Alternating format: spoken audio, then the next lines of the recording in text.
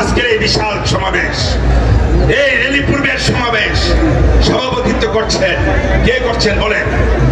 যাকে 1975 সালে যার বাবাকে এই জিয়া রহমানের নির্দেশে বঙ্গবন্ধুর সাথে কেড়ে নিয়েছিলেন, যার মাকে কেড়ে নিয়েছিলেন আমাদের যুবলীগের প্রতিষ্ঠাতা চেয়ারম্যান শেখ ফজলুল হক বুড়ির সুযোগ্য সন্তান, আমাদের সকলের প্রিয় মানুষ শেখ ফজলে হাসান পরশের সভাপতিত্বে আজকের সভা চলছে।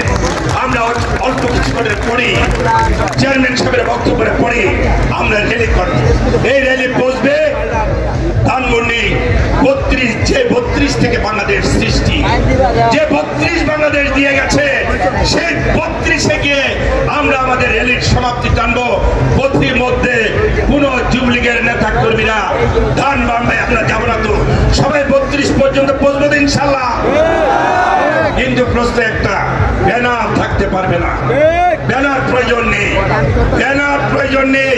আমরা যাব, আমরা লক্ষ যুবক র্যালি করে বঙ্গবন্ধুর কন্যার স্বদেশ প্রত্যাবর্তন দিবস তাৎপর্য সারা জাতির কাছে তুলে ধরবো। এটাই হোক আজকের র্যালি পূর্বের সমাবেশের শপথ। সকলকে ধন্যবাদ। খোদা হাফেজ। জয় বাংলা, জয় বঙ্গবন্ধু, বাংলাদেশ দীর্ঘজীবী হোক।